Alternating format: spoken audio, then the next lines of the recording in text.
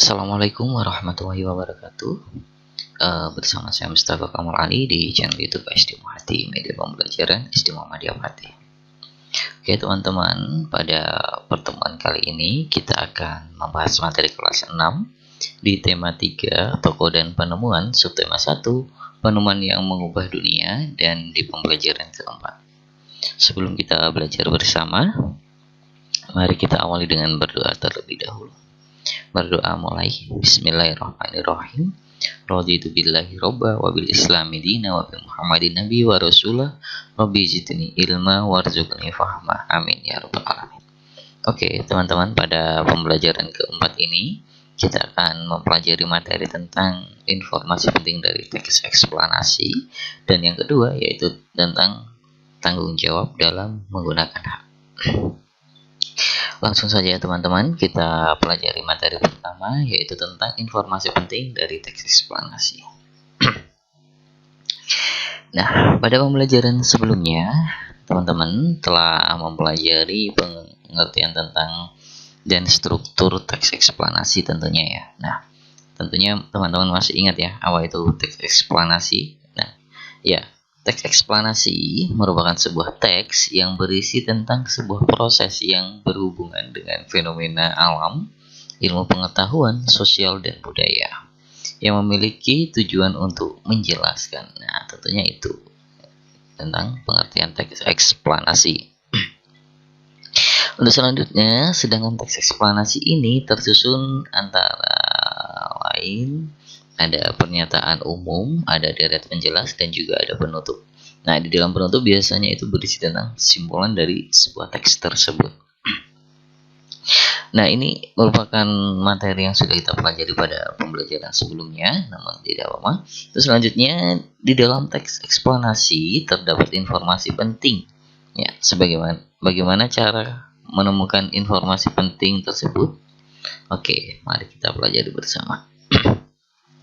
Nah, cara menemukan informasi penting dalam teks eksplanasi tentunya dapat kita lakukan beberapa hal, diantaranya yang pertama yaitu membaca dengan cara membaca teks eksplanasi tersebut secara cermat atau dibaca secara detail ya. Yang kedua, membuat pertanyaan dengan menggunakan beberapa kata tanya. Seperti apa, di mana, kapan, siapa, mengapa, dan bagaimana. Langsung saja teman-teman, di sini ada sebuah teks bacaan. Mari kita baca bersama. Setelah itu kita identifikasi dan kita buat peta konsep untuk mengetahui informasi apa saja yang ada di dalam teks ini. Di sini ada sebuah teks berjudul Thomas Alva Edison. Nah, sang penemu bola lampu pijar. Pernah terbayang olehmu? Pernahkah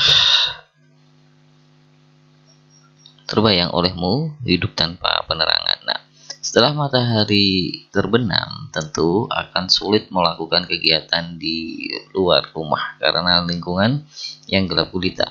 Kegiatan di dalam rumah mungkin juga terbatas. Kita patut mensyukuri salah satu penemuan besar yang mengubah dunia, penemuan bola lampu pijar oleh Thomas Alva Edison. Thomas Alva Edison lahir di Milan, Ohio pada tanggal 11 Februari tahun 1847. Ia tidak pernah menyelesaikan pendidikan resmi di sekolah. Ia hanya sempat bersekolah selama 3 bulan.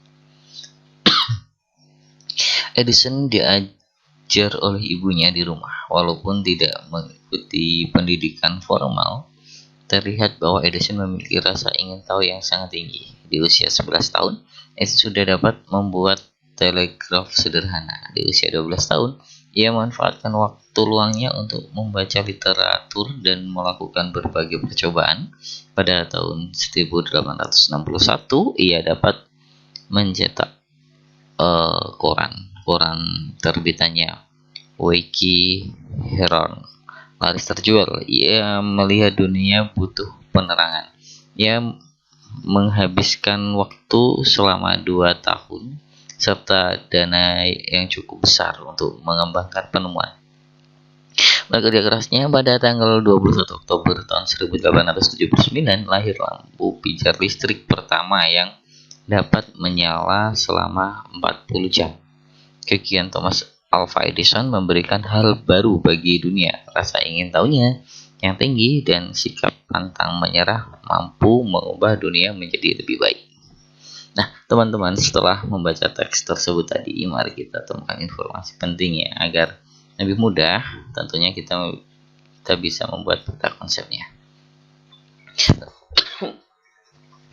Teman-teman, di sini ada peta konsep. Yang pertama yaitu intinya yaitu Thomas Alva Edison tadi. Di paragraf 1, teman-teman bisa membuat sebuah pertanyaan apa topik masalah yang dibahas dalam teks tersebut.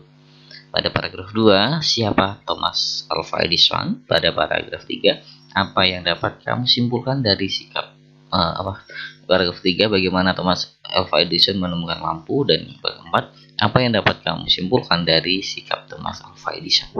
Nah, teman-teman bisa menjawab beberapa pertanyaan ini untuk mengetahui informasi penting dari teks tadi. Nah, teman-teman sebagai tugas, carilah informasi penting dari teks tersebut dengan membuat peta konsep dan menjawab pertanyaan-pertanyaan tersebut tadi ya, tentunya. Oke, kita masuk materi berikutnya yaitu tanggung jawab dalam menggunakan hak. Ngomong-ngomong tanggung jawab dalam menggunakan hak ini ya. Hak adalah sesuatu yang mutlak menjadi milik kita dan penggunaannya tergantung pada diri kita sendiri tentunya. Namun, dalam menggunakan hak, kita harus memiliki sikap tanggung jawab tentunya. Tanggung jawab adalah kesadaran manusia atas tingkah laku atau perbuatan yang disengaja ataupun tidak disengaja. Nah, salah satu hak kita adalah hak memanfaatkan listrik. Nah, ini. Oleh karena itu kita memiliki tanggung jawab untuk menghemat energi listrik dan membayar tepat waktu sesuai apa yang kita gunakan. Contoh hak menggunakan listrik dan disertai dengan tanggung jawabnya ya. Yang pertama, menonton televisi itu merupakan hak kita. Saat selesai menonton televisi kita harus bertanggung jawab mematikan televisi. Yang kedua, menggunakan setrika listrik itu merupakan hak kita. Setelah kita menggunakan, kita harus mencabut kabel dari colokannya. Nah, itu tanggung jawab kita. Selain menggunakan listrik, kita juga mempunyai hak memakai barang pemberian orang tua seperti tas, sepatu, sepeda, lampu belajar dan barang lainnya ya. Oleh karena itu kita juga memiliki tanggung jawab untuk menjaga dan merawatnya supaya barang-barang kita yang kita miliki tadi dapat kita manfaatkan dalam waktu yang lama. Oke teman-teman, itu merupakan materi yang bisa kita bahas hari ini. Tetap semangat belajar ya. Mohon maaf jika ada beberapa hal yang kurang bisa dipahami. Mungkin kita nanti akan bisa bahas di lain waktu. Tetap semangat belajar dan saya ucapkan terima kasih kepada teman-teman semua. Assalamualaikum warahmatullahi wabarakatuh.